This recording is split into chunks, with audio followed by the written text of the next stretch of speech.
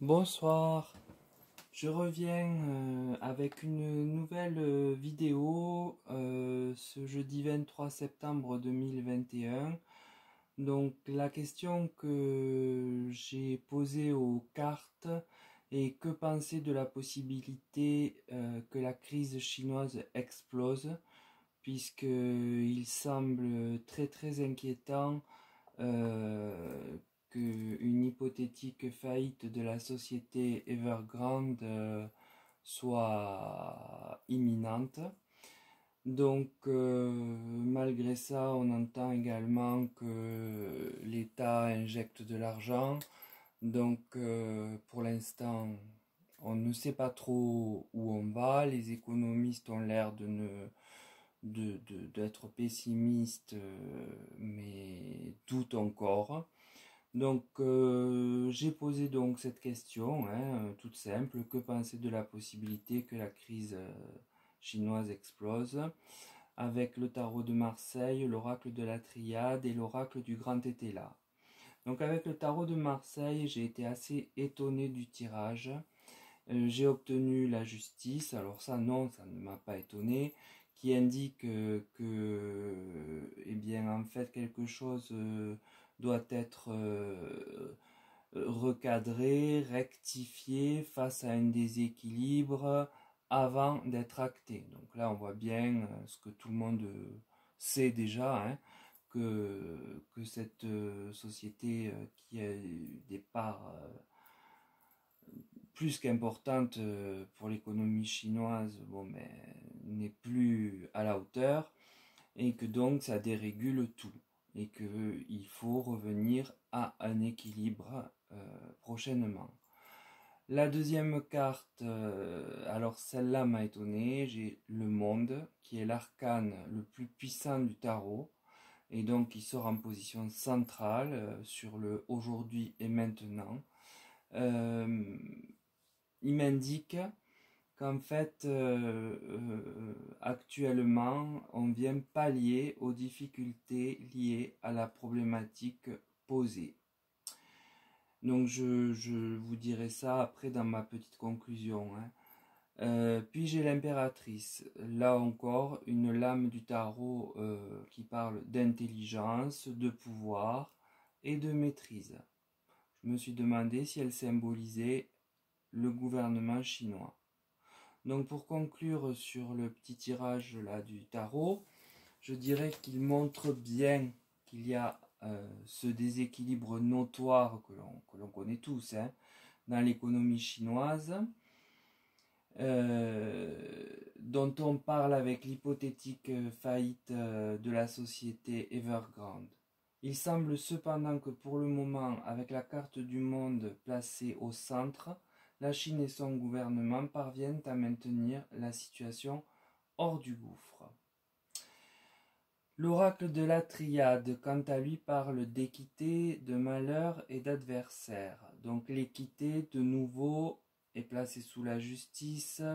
On voit bien qu'il y a quelque chose qui n'est plus équilibré, qui n'est plus juste, qui ne correspond pas à une stabilité. La deuxième carte, donc placée sous la belle carte du monde, elle vient parler de malheur. Donc cette carte est sombre. Bon, bien évidemment, elle s'atténue avec celle du monde qui est vraiment la plus puissante. Pour autant, on peut se demander si la résistance qu'apporte le monde va longtemps perdurer. En troisième position, j'ai l'adversaire, ce qui me fait supposer que la Chine est en lutte contre un adversaire qui est sa propre économie, et la menace qui pèse est très lourde. La carte vraiment le dit. Donc en conclusion de ces trois cartes, je dirais qu'elles parlent bien donc de l'important déséquilibre qui est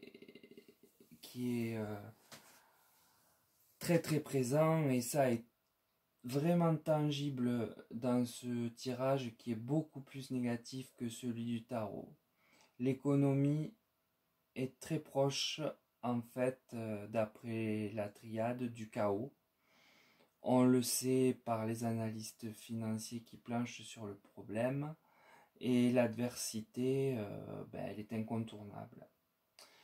Donc j'ai utilisé l'oracle du Grand Tétela, qui est un vieil oracle, donc avec parfois des connotations et des expressions qui sont plus trop d'actualité, mais que l'on comprend néanmoins très bien. Donc j'ai eu la carte appui et protection.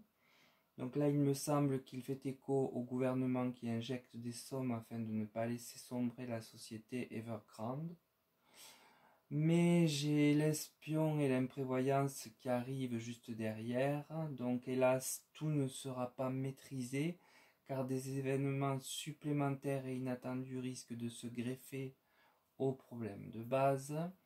Et puis pour terminer, j'ai la femme d'un homme en place. Oui, j'ai trouvé cette expression fabuleuse.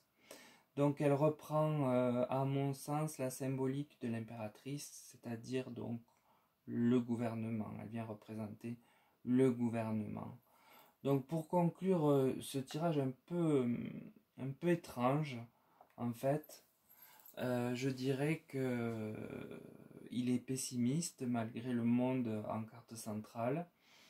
Je pense que cet arcane majeur du tarot ne tient lieu que d'été, qui retient toute la structure et résiste et permet de résister à la chute à venir. Mais hélas, combien de temps va-t-il pouvoir résister, puisque cet été, c'est l'argent qu'injecte le gouvernement afin de maintenir la société Evergrande.